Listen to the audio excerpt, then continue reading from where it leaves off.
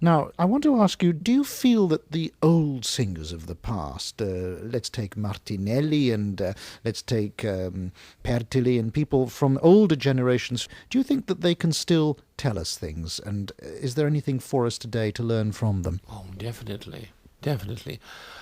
I personally worked with a lady of Russian extraction, Madame Paula Novikova, who claimed or who told us that she worked as a very, very young singer in Italy with Mattia Battistini. And he didn't accept any pupils. He was still very active. At 70, he was still active because my dad, who was touring with an emigrant Cossack chorus in Italy, he heard him in a concert, and he said he had an A natural or whatever, A flat still at 70. That was absolutely gorgeous. Now, he had this old Italian schooling, and she, as very young, worked with him. Both in Russia, he came to Russia before the revolution, Battistini, and visited her grandparents' house. And heard her as a little girl, and then she came to Italy as a very young singer, and met him in Italy, and he worked with her and taught her things of the grand old Italian school. So for me, the Italian school is the one. That's the one. The school of Gigli, the school of, I think Gigli wasn't, then there is the problem, or of course the argument that not everybody can teach. Apparently Gigli couldn't teach. Maybe he didn't care to, but he knew how to sing properly. Schipa, Bonci, certainly Battistini. Less so, I think, Tittaruffo had this enormous material, But apparently, according to Shaliapin's son, Boris Shaliapin, they were great friends, Fyodor Shaliapin and Tittaruffo. And Shaliapin told him, if you go on singing and yelling like that and giving so much, you won't sing for so long. Huh? So, that it's apparently, according to the Shaliapin's son, that was. But I don't know how long he sang Ruffo, but it was a great technical. But he didn't. I don't think he was teaching.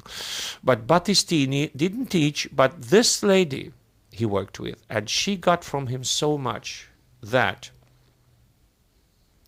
both George London, if you remember him, he was her pupil from the very beginning.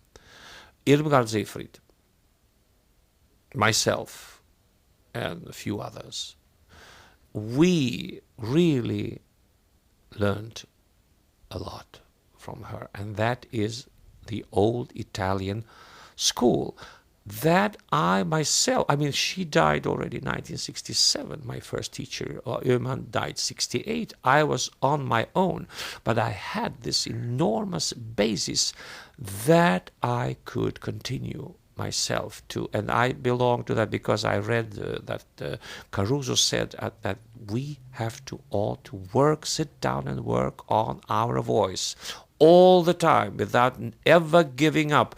We should leave some time, a lot of time, on the voice only, not just learning repertory, singing and making a lot of money. No, we have to work on the voice, and that I think every great singer would say. Schipa said himself too, the same thing. So I was going on working on my voice, and I had this basis that really helps me today also. Do you think those schools, those defined schools, do exist still today? Well, actually, the school of singing, the singing technique, is the same for every. Let us say the people who are singing Wagner.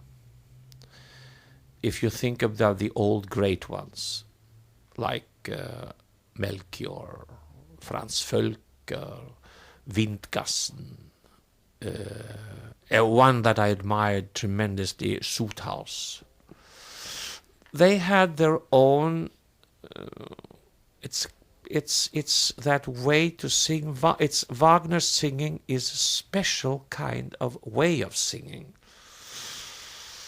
Their voices were adapted in a special way to this Wagnerian singing, but the basic technique is the same. It has to be foundation. It has to be the voice has to have the support. The voice has to be produced with air.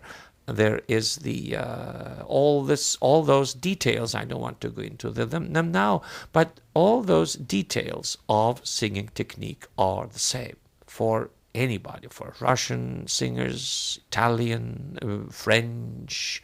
The French have trouble with the language, yes.